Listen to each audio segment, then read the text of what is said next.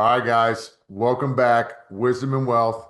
I got somebody I want you to meet. He's the man, Tom Fedro. We're actually together in a mastermind group in Platinum Elevators where we originally met. But this guy's, I'm going to read a little bit from his bio, but I mean, the stuff that I know about him, the best things about him: husband, dad, four boys. Come on, spitting out testosterone like crazy. Let's Just go. got done doing a fitness show.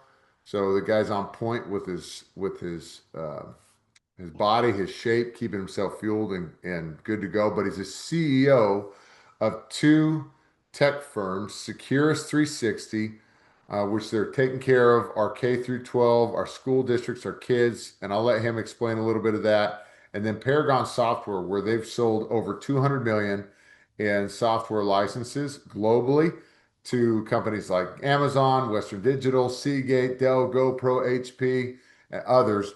But the guy's legit. He's been an influence on my life, and I'm excited to have him on. Tom Fedro, dude. Wow. Woo. Thank you, Corey. That was awesome. Yeah, I appreciate that. Yeah, just you mentioned Securus. Yeah, we're basically a cybersecurity firm. We're out there on a mission to keep the bad actors away from the students and staff at schools and districts across the country. So that's a great mission, and we're excited about it. The other company, Paragon, we've been in business for 18 years. We've got those kind of big customers that you mentioned, so having a lot of fun. But it wasn't all roses and butterflies to get there. So uh, maybe I should start at how that happened. Well, that's what, yeah. I was going to ask is because you also have next level selling a book that is awesome, and then another book you're talking about. But I want to start there. So like the stuff that I get interested in, man, is like how did you even come about starting a company? Like what is starting a company and then starting two, right? Meanwhile, you got a family that you guys are active in sports. We talk about it in our small group. Like and you're a man of your faith. You're convicted in your walk, right? Like I like all these things going on. Where did you come from to even breathing at a choice to starting these things up?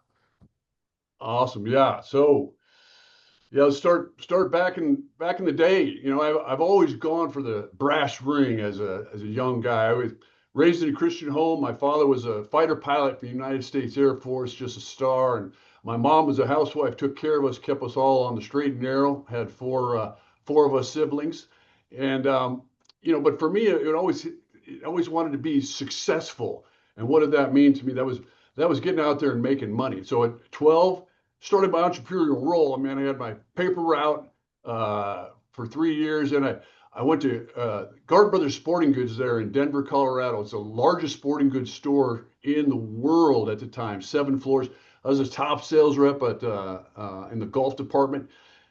At 25, I was with the largest venture capital firm in the United States and learned all about stock options and incentive stock options and IPOs, initial public offerings. My boss, he always told me about that's the thing that can change your life. Mm. Well, so at 33, I got my chance. I was with a small company. I was employee number 19. We had a software product that everybody in the cellular world needed. It knocked clone phones right off the network. And so we were going to go public. And I had gotten married at that time, had a newborn son named Matt and a 3-year-old named Jake. But this IPO, that's what I wanted. And for 2.5 years, I focused and had an airplane on my back. I was in Taiwan doing, to Malaysia. I was doing, what do we call it? Singing with these guys and drinking. I was in Austria, selling to Austria Telecom and Orange in the UK. I was in South America.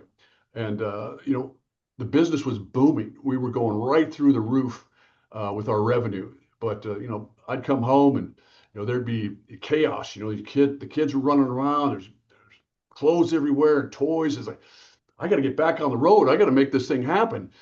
And when you make plans, what does God do? He laughs, right? So 24 hours before we're going to be on the Nasdaq, I mean, literally the next day, I was going to have, in today's dollars, it'd be millions of dollars. 35-year-old, I'm thinking about what kind of car I'm going to buy and all excited. And my assistant pops in the door and says, "Hey, they're having there's the meeting in the conference room, CEO's coming in." So I jump in there. We got over 100 people now. And the CEO walks in and says, "Hey, the SEC had some questions. The IPO is off." I was like, "What are you talking about? Hmm. We're right there." And long story short, 3 months later, we sold that company for about 1/3 of the value of what we Oh, were going to get in the IPO. So nobody made any money. oh, Devastating, right? So the dust and debris everywhere in my life, and I don't know my wife anymore, my kids. Uh, we get a divorce.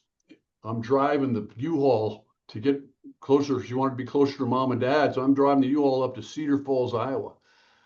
You know, and I see my kids waving at me. Now they're 6 years old and 3 years old as I drive off, and you can see the tears in their eyes. It's like, what's happening? I get a new job in California, and I'm immediately sued for non-compete. You know, I'm sitting in my rental. I'm looking in the mirror. It's like, you fail as a father. You fail as a husband. You're out of shape. You're broke. Your kids are 1,800 miles away. It's like the crucible just being crushed, the lowest point. And that's where it was a reckoning. mhm. So I fast forward, 4 years later, I found married an amazing woman, Carrie. You've met her. I mean, I'm a blessed man. Uh, we had two more boys, Mark and Jack. My older boys, Matt and Jake, are now they're my best friends. They're in their 30s. Uh, and I changed my life. I stopped drinking. I stopped traveling. I became an entrepreneur so that I could have my schedule. So I became the coach for everything. Never missed a game. Baseball, basketball, soccer. You know, I was there. I was there at the 3 o'clock practices. I was running those practices.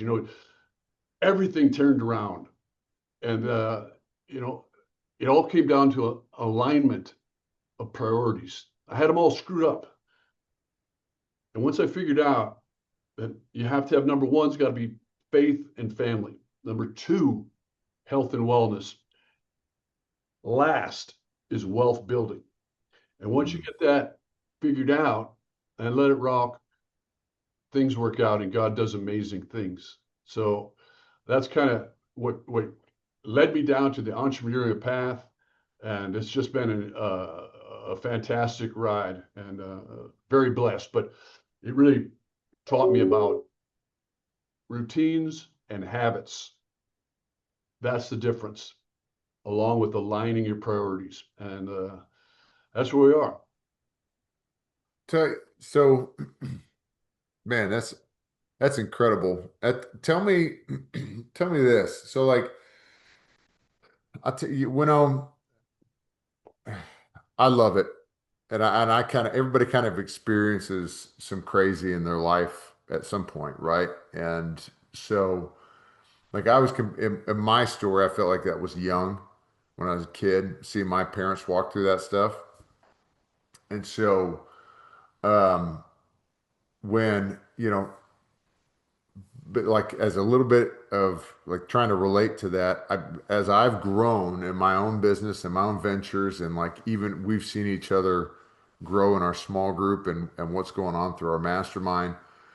Some things occurred. Obviously, you can basically sell everything off, your family and your body, and go commit to just making a ton of money, and you can be successful. You can make a bunch of money in there, right? But you're not going to win in the family game or your body game at all, longevity. But something that I really grabbed onto, I always wanted, I think from my history, is like I wanted to win in my family just because of that background. But but then also I appreciated the guys that were like, man, when I got in shape, I made more money. And so it was backwards where we're, young, we want to make all the money that we can. So like speaking to the young guy or anybody might be in that season where like I got to build my business, build my wealth, build all those things. Speak to that a little bit where did your success, like, okay, the IPO didn't happen the way you wanted it, sold for a third, basically didn't make any money. Then I found myself at this low spot. Like I was committing so much. It sounds like you were committing so much to this build for the IPO at employee number 19. And I mean, and then you had to reprioritize. How did that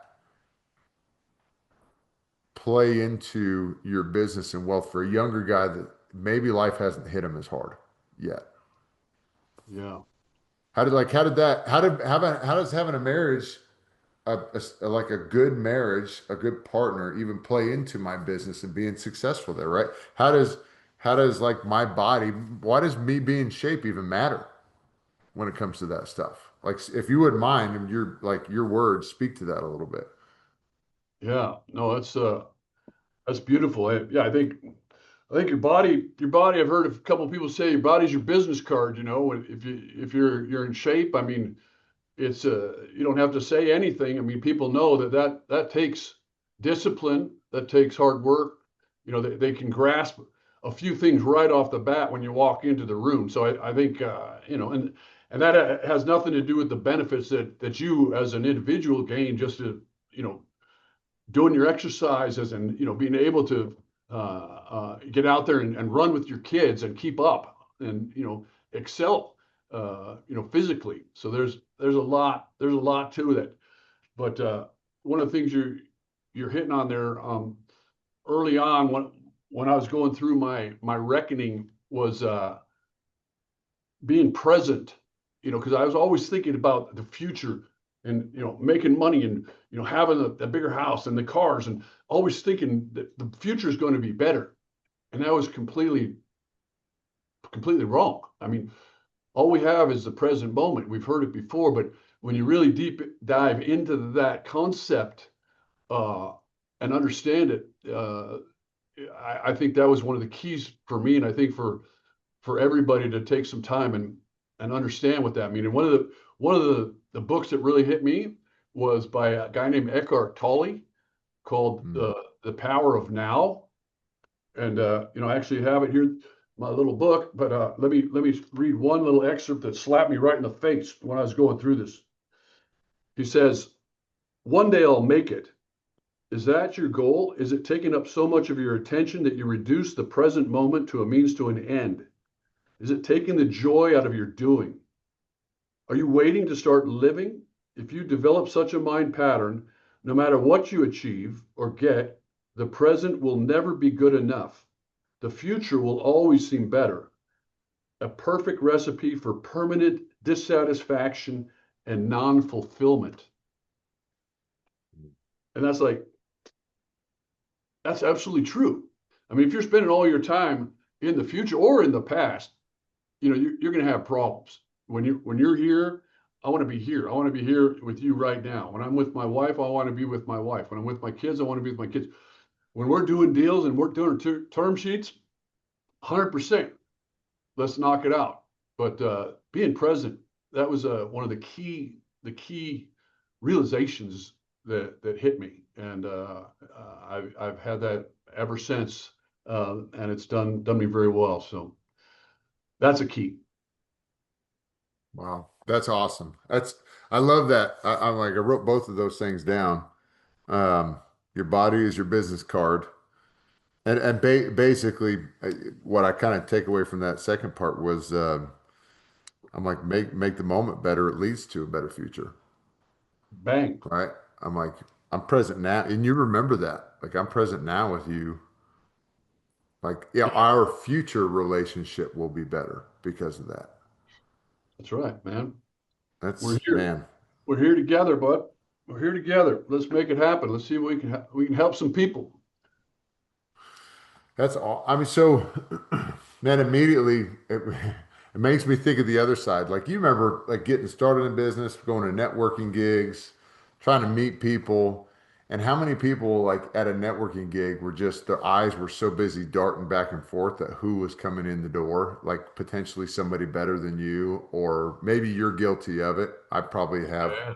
right, been. And um I mean, even a pastor, I remember hearing a message one time at a business event. He was like, if you were judging somebody, sizing them up walking in this door, you have a spirit of mammon, meaning an idolatry about money in your life that you're focused on in that moment, as opposed to aligning spiritually with that person or with another person, right?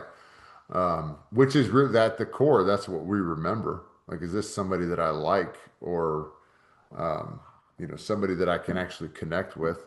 So that was that stuff's interesting, man. I love it, man. I love hearing that from where you're coming from right now. So like, okay, so go back. So how did Paragon, how did Securus start up? Like, where did those ideas even come from then? I mean, was that born from this reckoning, those Yeah. ideas, or was that planted far before that? Yeah, no, I knew I wanted to be because I went through before I was an entrepreneur, I went through seven different M&A transactions where my company was bought and sold. So I was always the sales VP, always in there driving, going after the big elephants. And I got tired of getting bought and then getting fired, right? And it's like, hey, I got to start this myself for that reason, but also now that I'm starting my second round with my family, I want to have a life with my kids and my wife. And you see the entrepreneur that, yeah, there's some real striving, and you got to put your life on the line, and financially and mentally, but you're in control of your time, and what you're going to do. And so that's what really attracted me. And so that's I started Paragon 18 years ago for that purpose, and it's just been a rocket ride. We've had a lot of great deals. These major companies across the world spending tens of millions of dollars with our products, and they continue to do so.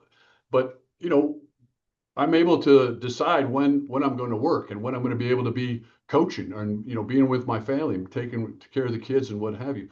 And so that's been amazing growth. But one of the things that came out of Paragon was we started seeing a number of our customers getting hit with ransomware, and in 2018, this started to become a real problem for folks using our backup software.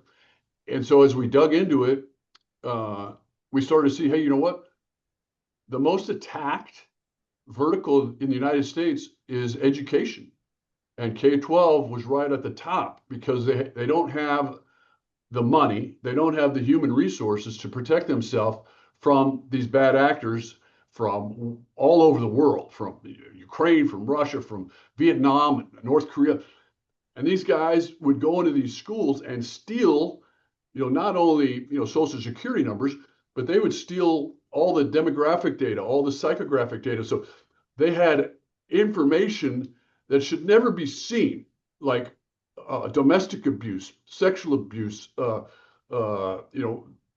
much money people make, all this stuff that they would, if they didn't get a ransom, they would put it up online.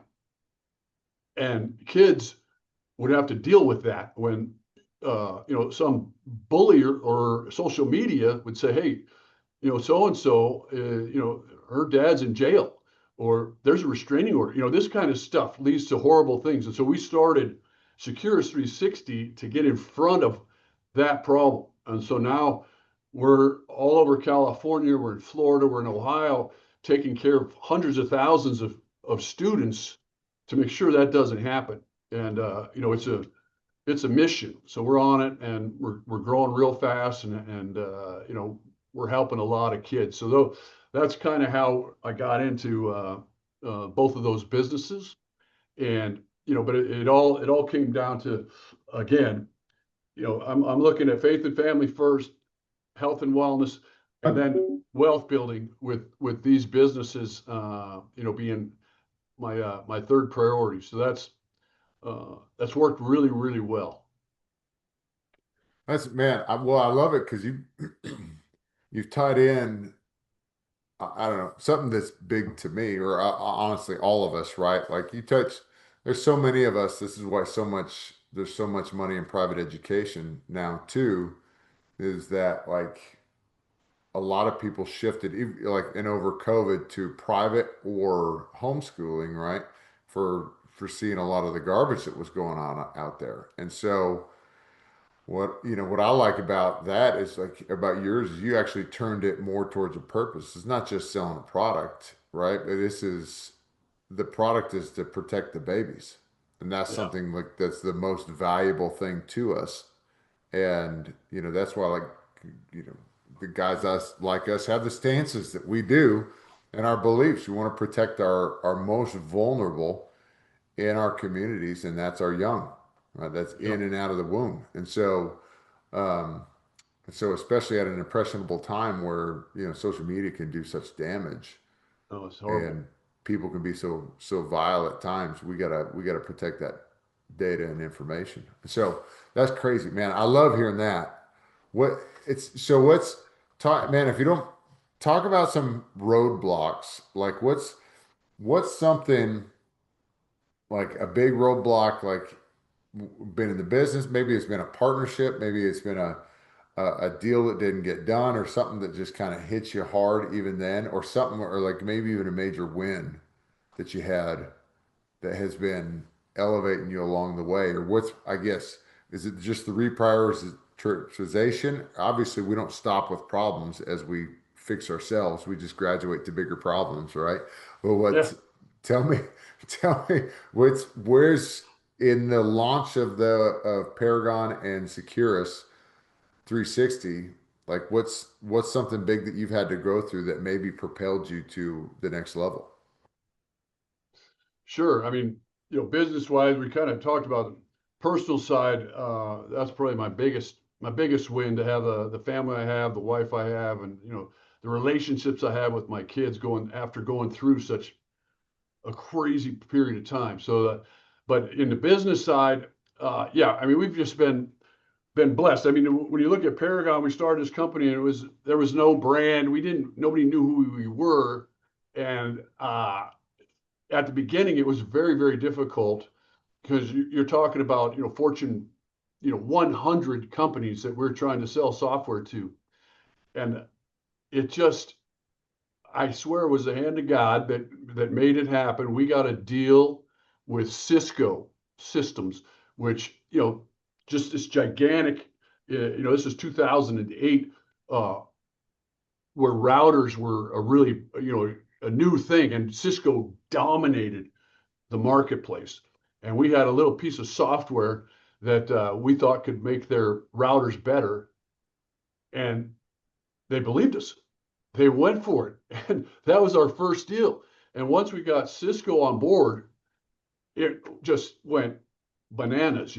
Everybody from Acer to Asus to Belkin, Netgear, everybody jumped on the bandwagon and bought this software from us, which allowed us to grow quickly and move into other areas that even today, where we're doing big deals with cloud, uh, data security guys, Dell computer. We're in all their laptops. I mean, it's just been an amazing ride, but it came from pushing and pushing and pushing to get that first big player to believe in us and make it happen. So I guess that was the lesson, that you just got to keep, the guy looking for diamonds, and it's so easy to stop right when you're inches away from the mother lode, right? And we broke through, and that's how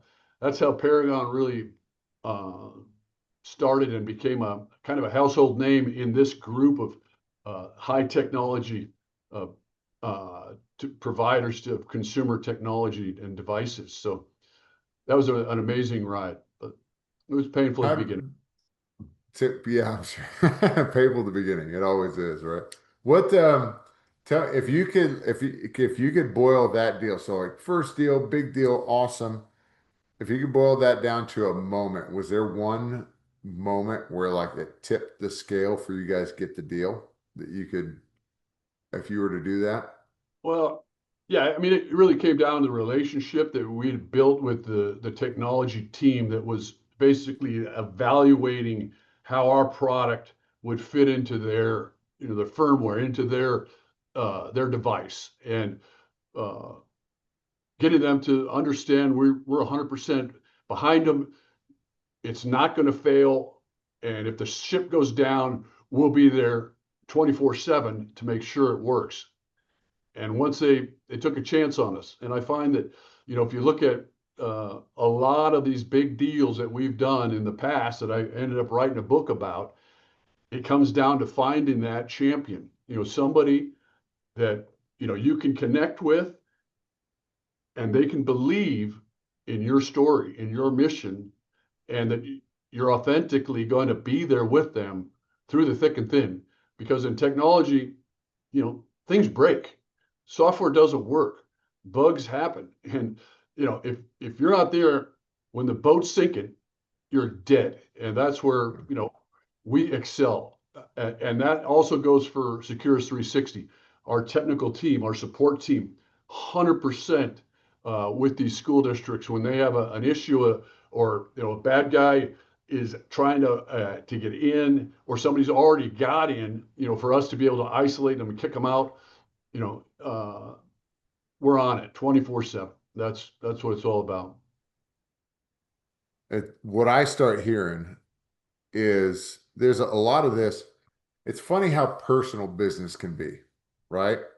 And I mean, immediately, like when I think of like your personal side, what led to it leads to a more invested place, to like a deeper connection with even your business, where it's not even business anymore, right? This is not Right. a like this is it's happening. Whether you want, I've gone through this dark before. I'm going to keep going through it, and but that also leads me, or as you sit here and talk about like when the ship goes down, we're going to be there. And that communicates something immediately to me right now is basically like if things screw up, are you going to have my back? Like Yeah, if you screw up exactly. or I screw up, either one, it's a matter of time. One of us is going to make a mistake, right? So like if we screw up, are you going to be there Yeah, for me, for us in this situation? And that's a big deal to communicate, man. That's a value prop that is yeah. um, No, yeah, I one, think, when you say it, you're professing it, right? And so, but then when you have to follow through with it and the rubber meets the road, then it's like your relationship goes to a different level, yeah, and that's exactly. different. That's Yeah, I mean, to a certain extent, those problems become your best friends. I mean, when you walk through the fire together and come out, and everything's working, and that person is friend for life. And we've had folks that move from one company to another that bring us right in because of that. It's a long-term relationship. And that's I would expect in your business it's even more important, when the market's rocking or something's happening we didn't expect, to be able to have a guy like you that can walk us through the fire and the pain, and make sure we don't make any stupid decisions. uh, Critical, critical. It's good stuff. hey, I I love it because my favorite man, my favorite connections, or and this is clients, non-clients, this is just relationships, right? But like my favorite ones are the ones where like I'm about this much into surface conversation. I can handle how's the weather for about 2 seconds. Yeah, And so like this is the stuff that I appreciate is like where you at? Like, do you actually like what you do? Like, is somebody shares what's going on in the marriage or relationships or business. I'm like, do you like him or where you at? And they share a problem. I'm like, what are you doing to fix it? And it's wild because even some of that blunt line of questioning or blunt communication gets caught with a surprise. Yeah. And right. And so it's like, it's not as common, but to the people, I think, honestly, to me, like to a lot of the decision makers and a lot of business owners, entrepreneurs, people that are growing business, they have to become more and more direct in their communication, or they render ineffective at some point. Yeah. And and so where yeah, you have to manage how brash you can be with that delivery, but you know, I'm like, are we going to fix problems, whether it be at home or at work? Um, and am I going to address it? And so I don't know. I love it because it's just that's what it says to me is like, are you going to have my back? And that's in all areas of my life. And like, can we count on this stuff, right? And so Right we on. even talked about that at our mastermind not too long ago, where guy got scolded for talking about struggling in his marriage, but then he tried to pivot right back to the business, right? And I'm like, well, hold up, let's deal with something that's way more important than the business right now. Yeah. and Yeah. and because I don't want any part of your life to fail. Now you have to hit to recognize the good, but I don't want those fail. I want wins, baby. I like stacking wins. And so Stack them. um yeah. So I want to stack wins with my wife. I want them with my kids. I want them on the baseball field. I want them on the football field. I want them in business. And so, Yeah. those are the guys that I get attracted to. So, Yeah.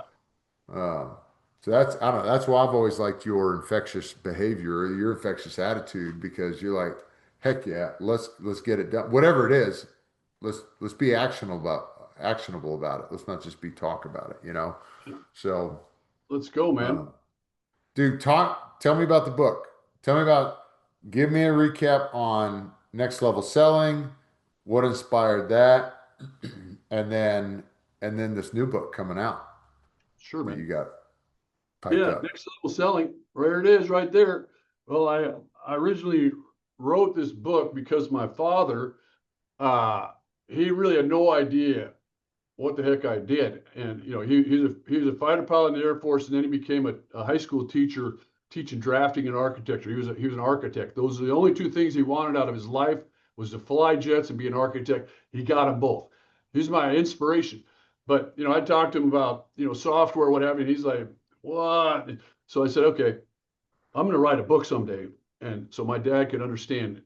One day he called me and we're talking. He said, "Oh, hey, it's my 94th birthday next September." I said, "Holy, I gotta get this book done, or it's not going to matter, right?" And so that's when I wrote my check, got my editor, and knocked that thing out. And I gave it to him. I dedicated it to him, and he was just over the moon. Before this was like I gave him the first copy on Father's Day, of his 94th birthday, and then he passed like 6 months later. So it was just an amazing feeling for him to see that, because what I told him was, "Hey, Dad, you know, I I got my partners. They're Russians, and we're doing our software development over there. I'm selling it to the Chinese who's building these products, and you know." He looks at me and goes, "What?" And I said, "And my office in Europe is in Germany." And he goes, "When I was in Korea flying jets, I was shooting at the Chinese and chasing Russian MiGs out on MiG Alley. And in World War II, I was fighting the Germans." He's going, "What the hell are you doing?" I said, "Hey, Dad, they're all my friends now." You did what you needed to do, brother.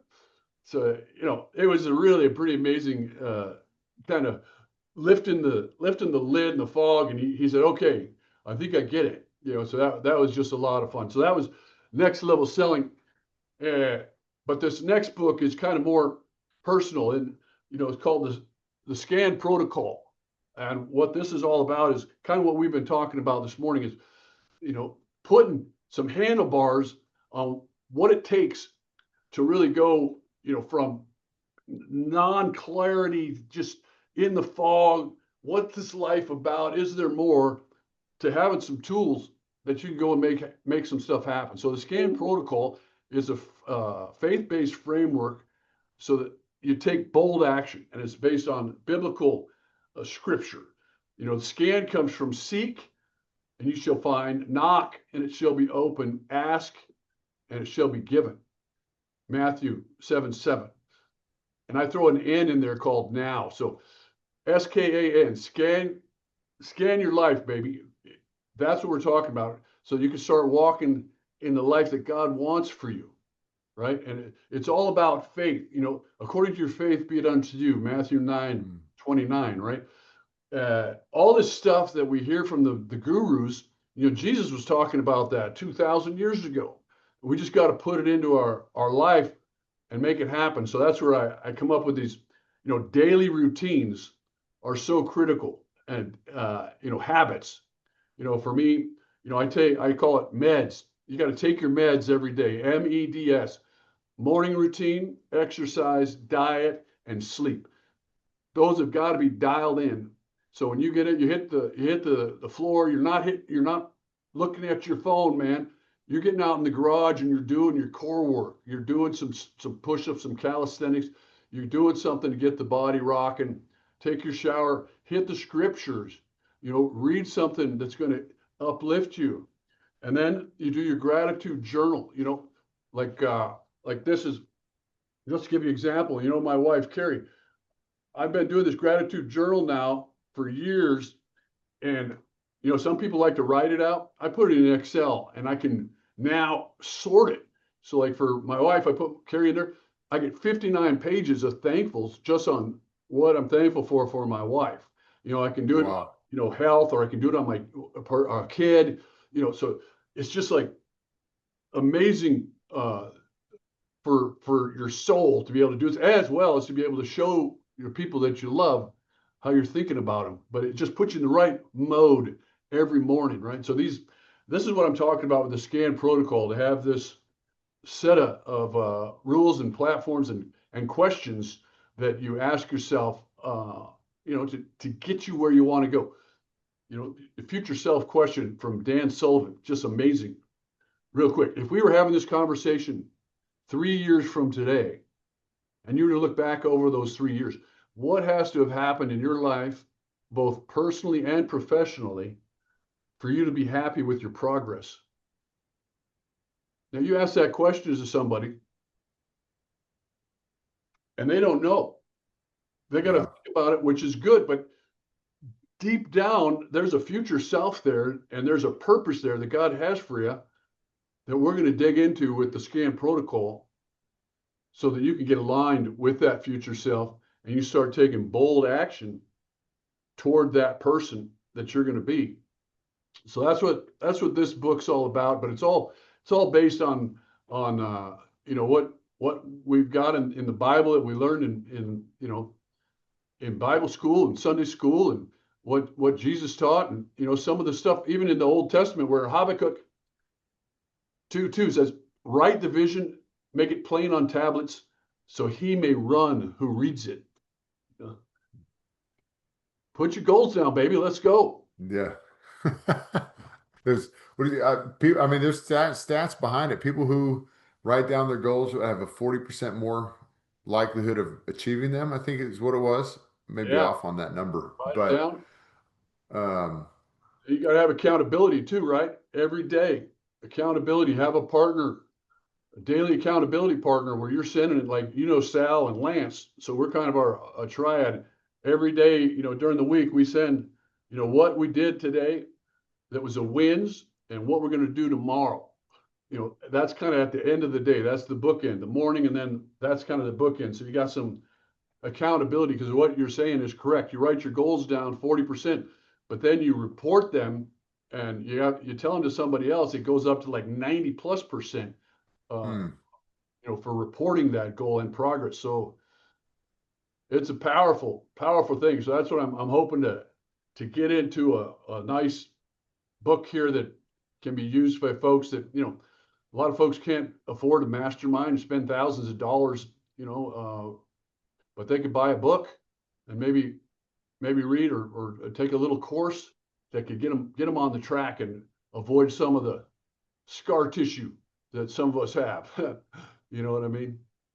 Yeah, that's heck, that's me, right? I fall in that category. I became when I found my faith, I became insatiable. I couldn't eat and read enough. And and that's where it turned like I was when I tell people when I was growing up playing football, even when I played professionally, coaches always appreciate I had a lot of great attributes, hard worker, good character, I was on time where I was supposed to be there. I knew my playbook, rarely made mental errors. Um, but if I'm being honest in my own assessment, looking back on that time, like yes, I got done what I needed to get done, but I didn't go even deeper into that. And so it wasn't meaning I didn't go spend the hours on hours watching film. I did what was needed, but I didn't do the extra on top of it. And where when my faith came alive, that's where I became insatiable and grabbing as many books, TED Talks, whatever. So so now I'm even bad today about it. We're like, you give me a book, it's order on Amazon, it's done. And so and it shows up a day later, a couple days later, whatever. And but I know, where my desires have shifted over the years. We're like, I don't care for a game room with a big sound system and TV and all this stuff. I want to study like an old school study, where all the books are lining, the freaking Beauty and the Beast type of book library, where Right. you're just going around seeing what you've ingested up to this point in life. And I can sit here and point out like point in this book that I remember, point in this book I remember this stuck out to me, this stuck out to me. And you just become this insatiable being. So what was so cool about that is that started applying and changing my vision. That Habakkuk verse, right? Like all of a sudden I wanted to write down my goals. All of a sudden it was just started with just a book, but then my income got big enough to the business where I could make choices to be involved in a mastermind that costs a good chunk of money and be encouraged um, and influenced by guys like you to go write a book. So now I'm, writing with some lady in Italy who's helping me write, running through this production for Malinka and to where my book is with the editor right now, and we're running through the first drafts of the cover. And Oh, man. I'm like, this is cool. What is this, right? Because this is like, okay, building a bigger vision past you, allowing God to work in this because He's infinite, and I can 10x under my own power, but I can 50, 80, and 100x under His. And I share this with guys. I'm like, I don't know about you. I'm a little greedy with this. I don't want access to what I have. I want access to what he has, And Oh, so man.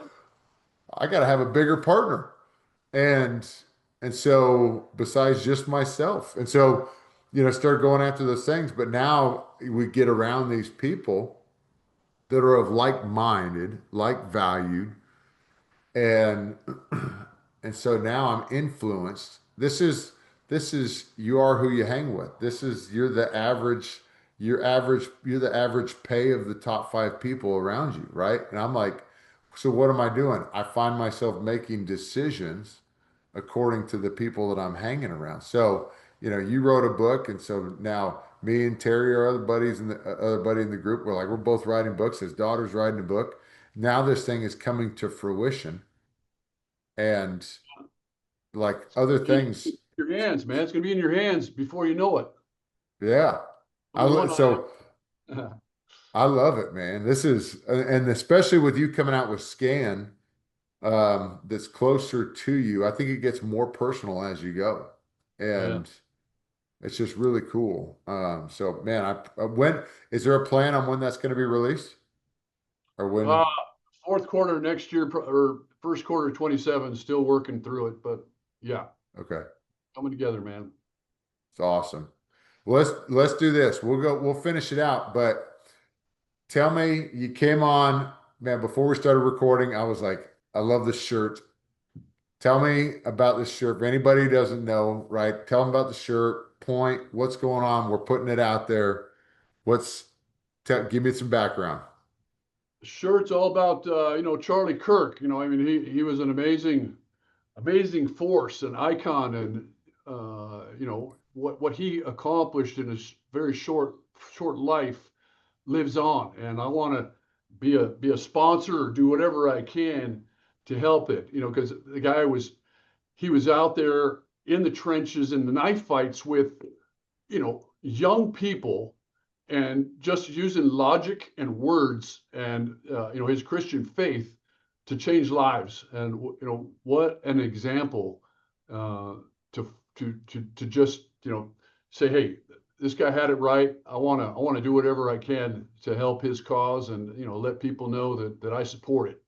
So yeah, that's kind of what I'm about. I love it. I love it. I we had this conversation in our last meetup a little bit, right? But I'm like, I wore my freedom hat. I just got my freedom hat in the mail just a couple days ago, so I was wearing that. Anybody who's following me on social, you see that I'm kind of out there with it. But this has been a double down type of season Yeah, for people that were really affected. And it's, like so we talked, we're really affected by mass movement that Charlie had on this world by yeah, simply going and having conversations yeah. and making them public, you know? Incredible tragedy, but a lot of good is coming from it, and I think his movement will it's 10x and 100x. So hey, more power to him, and let's support him any way we can. That's what I'm going to do. Heck yeah. Well, do this, man. I'm so thankful for you coming on and for being out there. Be willing to put yourself out on the line. And I'll tell you, like I've had people, we've put our stuff out there. We spent even a business email talking about Charlie Kirk, praying over him and his family and Erica and the babies. And it's wild to get scathing responses back from people about that stuff. But I'll tell you what, like I love people who are convicted in their talk, convicted in their walk. They do what they say. It's what they're about. And we're not perfect, but we're moving forward, and this is what we believe in, and we're believing for something a lot bigger than us, right? And so Um, um, I'm thankful for right on. that. If man, if you could, on kind of a last note, if you're talking to a young guy, heck, might not be a young guy, it might be an old guy who is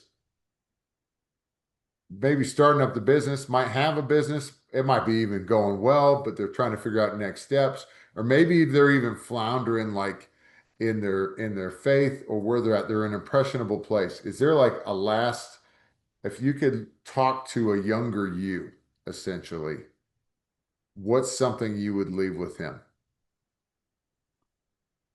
Yeah, I would say it's all about priorities, and making sure your priorities are straight, because I had them so messed up, and it cost a lot of pain to the people that I love the most, and and the financially disaster too. But priorities: faith and family, number one; health and wellness, number two; wealth building, number three. In that order, your life's going to be so much better. And I can speak from experience on that. So it all comes down to that, and your habits and routines that are going to make you successful and have the life of abundance that you're looking for. So you got to take your meds. You got to stay present. Keep seeking, knocking, and asking. You'll have the life that you're looking for. Awesome. Man, I appreciate it. You're the man, Tom. You're the man. I appreciate your inspiration, man, and going all in out there. You're really showing us how to do it, brother. I appreciate that. Hey, Appreciate you. all right, brother. Everybody will tune in, go buy his book, go check it out on Amazon. Next Level Selling. It's money. I've read through it. It's great. That meds framework is really great. So that's in the book. So you don't want to miss that stuff. And we're going to keep an eye out for scan. But This is going to be great. So you guys pay attention. Tune in next time. Right on. Appreciate it, brother.